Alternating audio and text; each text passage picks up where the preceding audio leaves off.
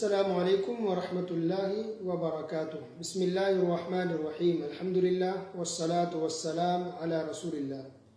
محترم سامعین کرام، میرا موضوع ہے اللہ تعالیٰ کے بارے میں ضروری معلومات، پارٹ نمبر 20۔ یہ آخری پارٹ ہے۔ مکہ کے کافروں نے جب رسول اللہ صلی اللہ علیہ وسلم سے کہا کہ آپ اپنے رب کا نسب نامہ بیان کیجیے، تب اللہ سبحانہ وتعالیٰ نے سورہ اخلاص نازل فرمائی۔ قل هو اللہ احد اللہ الصمد لم یلد ولم یولد ولم یکن له کفوا احد۔ اے نبی کہہ دیجئے کہ اللہ تعالیٰ تو ایک ہے، اللہ الصمد، اللہ تعالیٰ بے نیاز ہے، لم یلد ولم یولد، نہ اس سے کوئی پیدا ہوا نہ وہ کسی سے پیدا ہوا ہے، وَلَمْ يَكُنْ لَهُ كُفُوًا أَحَدٌ، اور نہ کوئی اس کا ہمسر ہے۔ تو اللہ تعالیٰ کا کوئی خاندان نہیں ہے، کوئی نسب نہیں ہے، نہ کوئی ماں باپ ہے، نہ کوئی بیٹا بیٹی ہے، نہ کوئی بیوی بچے ہیں، نہ کوئی بھائی بہن ہے۔ اللہ تعالیٰ کیا ہے؟ اکیلا ہے، تنہا ہے۔ اللہ تعالیٰ ایک ہی ہے، اکیلا ہے، اس کا کوئی خاندان، کوئی فیملی نہیں ہے۔ تو سورہ اخلاص یہ بہت اہم سورت ہے۔ اللہ تعالیٰ کے بارے میں جب بھی بات ہو تو جب تک اس سورت کو بیان نہیں کیا جائے بات مکمل نہیں ہو سکتی ہے۔ چھوٹی سی سورت ہے، 4 ہی آیت اس کے اندر ہے، لیکن اس کی بے شمار فضیلتیں ہیں، اب سب اچھے سے جانتے ہیں۔ لیکن کبھی کیا آپ نے غور کیا کہ اس کی اتنی فضیلت ہے کہ اللہ کے رسول صلی اللہ علیہ وسلم نے کہا کہ جو انسان سورہ اخلاص پڑھے گا اس کو 1/3 قرآن پڑھنے کا ثواب ملے گا۔ 1/3 یعنی تقریباً 10 پارے، 10 پارہ پڑھنے کا ثواب ملتا ہے کوئی انسان اگر سورہ اخلاص پڑھ لے تو اس کے اندر کیا ہے؟ کوئی آداب بتایا گیا کھانے پینے کے، حلال حرام کے بارے میں کوئی بات ہے؟ کوئی مسئلہ مسائل کی بات ہے؟ نہیں، صرف اللہ رب العالمین کے بارے میں بات ہے بس۔ اور اتنی فضیلت کہ 10 پارہ پڑھنے کا ثواب ملے گا۔ اس سے یہ بھی پتہ چل رہا ہے کہ اللہ تعالیٰ کے بارے میں معلومات حاصل کرنا کوئی معمولی چیز نہیں ہے، بلکہ یہ عبادت ہے، بلکہ بہت بڑی عبادت ہے کہ انسان اللہ تعالیٰ کے بارے میں معلومات حاصل کرے، کیونکہ سورہ اخلاص کے اندر اللہ کے بارے میں بتایا گیا، انفارمیشن دی گئی ہے کہ اللہ ایک ہے، اکیلا ہے، تنہا ہے، اللہ تعالیٰ بے نیاز ہے، اللہ کوئی بیٹا بیٹی یا ماں باپ نہیں ہے، اور اللہ کے ہمسر اللہ کے جیسا کوئی بھی نہیں ہے۔ بس یہ بات ہے۔ یہ بات اتنی بڑی ہے کہ انسان اس سورت کو پڑھ لے تو 10 پارہ پڑھنے کے بعد ثواب ملتا ہے۔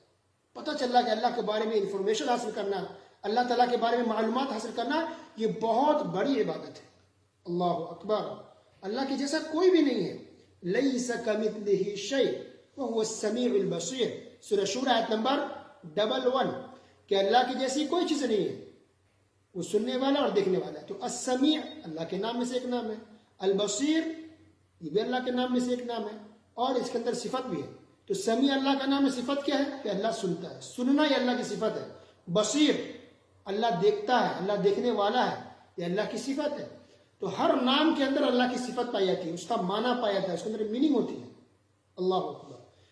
تو اللہ نے کہا کہ اللہ کی ایسی کوئی چیز نہیں ہے، تو اس سے پتہ چلا کہ جو لوگ مثال دیتے ہیں کہ بغیر سیڑھی کے چھت پر نہیں چڑھ سکتے، تو اسی طرح بغیر اولیاؤں کے پاس جائے ہوئے اور درگاہوں اور مزاروں کے پاس جائے بغیر تم اللہ تک نہیں پہنچ پاؤ گے۔ تو یہ مثال صحیح ہے؟ بالکل غلط ہے۔ اللہ سبحانہ وتعالیٰ کی شان میں گستاخی ہے۔ کیوں؟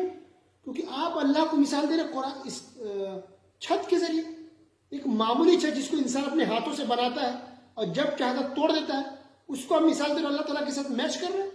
استغفر اللہ، انا للہ و انا الیہ راجعون۔ یہ گستاخی ہے سراسر، اللہ کی جیسی کوئی چیز نہیں ہے۔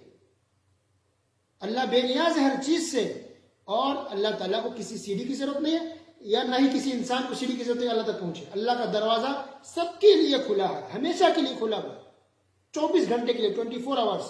جتنا بھی انسان کو نگاہ ڈائریکٹ اللہ سے سوال کرے، مانگے، اللہ سب کی سنتا ہے، سب کی دعا کو قبول کرتا ہے۔ اللہ تعالیٰ نے بیچ میں کوئی رکاوٹ نہیں ڈالی ہے، نہ وکیل کی ضرورت ہے اور نہ ہی کسی واسطے کی ضرورت ہے۔ ڈائریکٹ ہر انسان اللہ سے مانگ سکتا ہے اور مانگنا چاہیے۔ ایک اور مسئلہ ہے اہم، کہ کبھی کسی کے دل میں سوال آتا ہے کہ ہر چیز کو اللہ نے پیدا کیا، ہر چیز کو اللہ نے بنایا، تو اللہ کو کس نے بنایا؟ کبھی شیطان دل میں ڈالتا ہے بات. تو ایسی حالت میں کیا کرنا چاہیے؟ رہنمائی موجود ہے حدیث کے اندر، صحیح مسلم حدیث نمبر 134. ابو ہریرہ رضی اللہ تعالیٰ عنہ کہتے ہیں کہ نبی کریم صلی اللہ علیہ وسلم نے ارشاد فرمایا لا يزال الناس يتساءلون حتى يقال هذا خلق الله الخلق فمن خلق الله، کہ لوگ سوال کرتے ہیں یہاں تک یہ پوچھ بیٹھتے ہیں کہ اللہ تعالیٰ نے تو مخلوق کو پیدا کیا ہے، لیکن اللہ کو کس نے پیدا کیا؟ فمن وجد من ذلك شيئا فليقل آمنت بالله، تو جس کے اندر یہ بات پیدا ہو تو فوراً چاہیے کہ یہ کہے آمنت باللہ، کہ میں نے اللہ پر ایمان لایا. ایک اور الفاظ ہے صحیح مسلم کے اندر ہی، یأتی الشیطان احدکم فیقول من خلق کذا وکذا، آپ صلی اللہ علیہ وسلم نے کہا کہ تم میں سے کسی کے پاس شیطان آتا ہے اور یہ کہتا ہے کہ اس کو کس نے پیدا کیا، اس چیز کو کس نے پیدا کیا، حتی یقول له من خلق ربک، یہاں تک کہ شیطان یہ وسوسہ ڈالتا ہے دل کے اندر کہ تمہارے رب کو کس نے پیدا کیا. فَإِذَا بَلَغَ ذَلِكَ، تو یہ بات دل میں اگر پیدا ہو جائے تو چاہیے کہ وہ فَلْيَسْتَعِذْ بِاللَّهِ وَلْيَنْتَهِ، کہ اعوذ باللہ من الشیطان الرجیم پڑھے اور اس چیز کو دل سے نکال کے پھینک دے، اس پر غور نہ کرے، اس وسوسے میں نہ پڑے. تو پتہ چلا کہ جب یہ وسوسہ آئے کہ اللہ کو کس نے بنایا، کس نے پیدا کیا، نعوذ باللہ، تو 3 کام ہم کو کرنا چاہیے. نمبر 1 کہ اس بات کو دل سے نکال دے، ذہن میں بات آ رہی ہے اس کو جھٹک دے، فوراً نکال دے، اس پر اب سوچے ہی نہیں. نمبر 2 کہ یہ کہیں آمنت باللہ، میں نے اللہ پر ایمان لایا. اور تیسرا کام اعوذ باللہ من الشیطان الرجیم، یہ پڑھنا چاہیے. صحیح بخاری کا حدیث ہے 3020، آپ صلی اللہ علیہ وسلم نے ارشاد فرمایا اللہم انت الاول فلیس قبلک شیء، اے اللہ تو سب سے پہلے ہے، تجھ سے پہلے کوئی نہیں ہے. تو سب سے پہلے اللہ تعالیٰ ہے، اللہ تعالیٰ سے پہلے کوئی بھی چیز نہیں تھی، نہ آسمان، نہ زمین، نہ انسان، نہ ہی لوح محفوظ، نہ ہی قلم، نہ ہی کوئی اور چیز. سب سے پہلے کون ہے؟ اللہ. پھر اللہ نے چیزوں کو، مخلوقوں کو پیدا کیا. یہ عرش اللہ کے بعد ہے، قلم اللہ کے بعد ہے، پانی ہوا اللہ کے بعد ہے. اللہ نے ان تمام چیزوں کو پیدا کیا ہے. وَأَنْتَ الْآخِرُ فَلَيْسَ بَعْدَكَ شَيْءٌ، اور سب سے آخر میں بھی تو ہے، تیرے بعد کوئی بھی نہیں. تو اللہ تعالیٰ کے بارے میں بہت سی باتیں آپ کو بتائی گئی درس کے اندر. آپ نے یہ بھی سنا درس کے اندر کہ 99 رحمت اللہ تعالیٰ کے پاس ہے، ایک صرف اللہ تعالیٰ نے دنیا میں نازل کیا ہے، انسانوں میں بھی، جناتوں میں بھی، جانوروں میں بھی.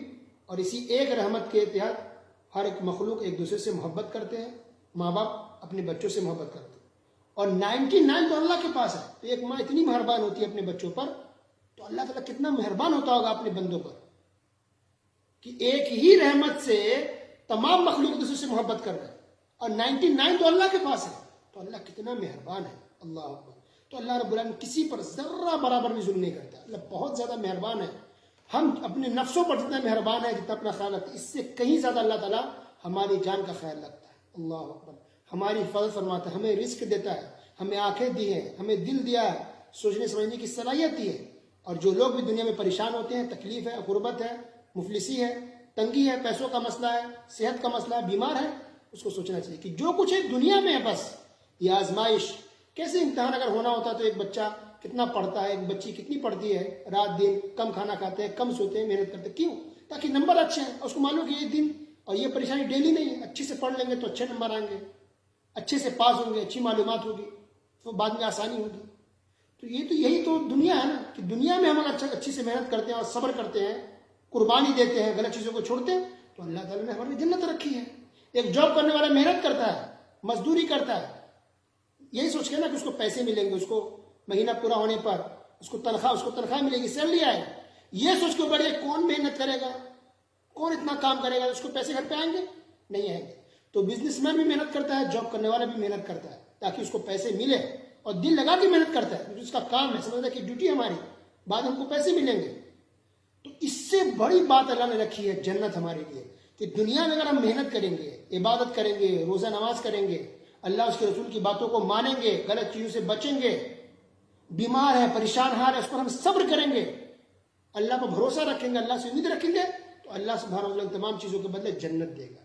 تو جنت میں تو کسی کا گھر کرایہ کا نہیں ہوگا، جنت میں کسی کا گھر مٹی کا نہیں ہوگا، جنت کے اندر سب کا گھر پختہ ہوگا، سیمنٹڈ ہوگا، بلکہ اس سے بھی اچھا ہوگا.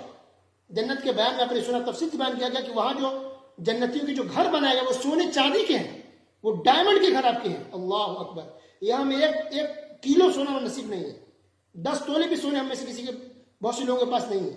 لیکن جنت کے اندر اللہ نے سونے کے, چاندی کے, ڈائمنڈ کے گھر بنا دیے. تو جنت میں ہر کسی کے پاس اپنا گھر, اپنا بڑا بڑا بنگلہ ہوگا, فری میں, کوئی رینٹ نہیں, فری میں رہنا, اپنا گھر ہے. قیمتی اور بہترین خوبصورت لباس ہوں گے, کھانے پینے کا سارا سامان ہوگا, گوشت, مچھلی, سبزی, دودھ, دہی, جتنا کھانا چاہے, فریش, تازہ, بالکل اچھا سے اچھا بہترین پھل فروٹ آپ کو ملیں گے, سب کچھ ملے گا آپ کو فری میں. وہاں کوئی جاب نہیں, کوئی کام نہیں, کوئی محنت نہیں, آرام سے صرف کھانا ہے, آرام کرنا بس. کوئی جھاڑو پوچھا کو نہیں کرنی ہے, کوئی جاب نہیں کرنی. جنت میں کوئی بیمار نہیں پڑے گا. جنت میں نہ کسی کا ہاتھ ٹوٹے گا, نہ کسی کا پیر ٹوٹے گا, بخار تک نہیں آئے گا, سر میں درد تک نہیں ہوگا کسی کو نہیں, چاہے وہ عورت ہو یا مرد ہو. ہر انسان صحت مند ہوگا, ہر انسان وہاں جوان ہوگا جنت میں.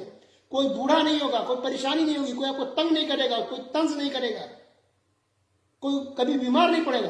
اتنی بہترین چیز اللہ نے جنت میں تیار کر رکھی ہے مسلمانوں کے لیے, مومنوں کے لیے. تو اتنی بڑی چیز کو حاصل کرنے کے لیے کیا دنیا میں ہم صبر نہیں کر سکتے؟ دنیا کی تکلیفوں کو ہم جھیل نہیں سکتے؟ دنیا کی غربت, مفلسی کو, یا بیماری کو, پریشانی کو ہم سہ نہیں سکتے؟ بالکل سہ سکتے. تو کبھی بھی ہم میں سے کسی کے پاس پریشانی ہے تو فوراً سوچے کہ اللہ نے آزمائش کے لیے دنیا بنائی ہے, ہمارا امتحان ہے, یہ عمل کی جگہ ہے. جنت میں ہم کو کوئی پریشانی نہیں ہوگی, اور جنت میں کبھی کسی کو موت نہیں آئے گی. جنت ہمیشہ کے لیے ہے. یہ دنیا کی چند سالہ زندگی ہے, بس اس کو آپ صبر کر لیں, اس پر ہم اچھے سے زندگی گزار لیں, قرآن و حدیث پر رہتے ہوئے, عمل کرتے ہوئے, توحید پر, سنت پر چلتے ہوئے, تو جنت آرام سے ہم جا سکتے ہیں انشاءاللہ اللہ کے فضل و کرم سے, اور وہاں کوئی پریشانی نہیں ہوگی. تو جب جنت کا ذہن میں ہم رکھیں گے تصور, پھر دنیا کی یہ مصیبت, یہ پریشانی آپ کو بڑی نہیں لگے گی. یہ چند سالوں کی ہے بس, آخرت ہماری برباد نہیں. تو یہ تھی کچھ باتیں اللہ تعالیٰ کے بارے میں. باتیں اور بھی بہت ہیں. خود اللہ نے کہا کہ اللہ کی باتیں اگر بیان کی جائے, سمندروں کو روشنائی بنا دیا جائے, درختوں کو کاٹ کر کے قلم بنا دیا جائے, تب بھی اللہ کی بات ختم نہیں ہوگی. اتنی ساری باتیں ہیں. لیکن ایک چھوٹی سی کوشش تھی کہ اللہ کے بارے میں کچھ ضروری معلومات آپ تک پہنچائی جائے, تاکہ ہمارے علم میں اضافہ ہو اور صحیح بات ہمارے اندر موجود ہو. تو اللہ تعالیٰ سننے کے ساتھ ساتھ عمل کی توفیق عطا فرمائے, ہمارے عقیدوں کی اصلاح فرمائے, ہمارے اعمال کی اللہ تعالیٰ اصلاح فرمائے. ہمارے پاس نہ وہ زبان ہے کہ اللہ تعالیٰ کی ہم شان و شوکت کو پورے طور سے بیان کر سکے, اور نہ ہمارے پاس وہ الفاظ ہیں, بلکہ کسی کے پاس نہ وہ زبان ہے, نہ الفاظ ہے کہ اللہ تعالیٰ کی شان کو پورے طور سے بیان کر سکے. چھوٹی سی ایک کوشش بس کی گئی ہے. تو اللہ تعالیٰ سننے کے احساس عمل کی توفیق عطا فرمائے. ہمیں سے جو بھی بیمار ہو اللہ انہیں شفا یابی عطا فرمائے, جو پریشان ہو انہیں صبر کرنے کی توفیق دے. اللہ ہم تمام مسلمانوں کو توحید پر چلنے والا بنا, سنت پر چلنے والا بنا, قرآن و حدیث پر چلنے والا بنا. اے اللہ دنیا میں جو بھی پریشان ہو صبر کی توفیق دے, ہماری آخرت اچھی کر دے. اے اللہ ہم تمام مسلمانوں کو جنت نصیب فرما. اے اللہ ہم تمام مسلمانوں کو صبر کرنے کی توفیق دے, شرک سے بچا, بدعت سے بچا, خرافات سے بچا. اے اللہ جو کورونا وائرس ہے اللہ ہم تمام مسلمانوں کو اس سے محفوظ رکھ, ہر بیماری سے محفوظ رکھ. جس کو بیماری لگ جائے اس کو صبر کرنے کی توفیق دے. ہمارا خاتمہ ہو, ہماری موت ہو تو اسلام پر ہو, ایمان پر ہو, کبھی بھی ہم اس سے پھرے نہیں, اس سے ہم دور نہ ہو. اللہ ہماری مغفرت فرما, ہمارے گناہوں کو بخش دے. جو غلطی جانے میں انجانے میں ہوتے اللہ انہیں درگزر فرما دے, انہیں اسے معاف فرما دے. اللہ اپنے فضل و کرم سے ہماری بخشش فرما دے, ہماری مغفرت فرما دے. اللہ ہم تمام مسلمانوں کو سنت پر, قرآن و حدیث پر چلنے والا بنا. آمین. وصلی اللہ علی نبینا محمد وعلی آلہ وصحبہ اجمعین. والسلام علیکم ورحمۃ اللہ وبرکاتہ.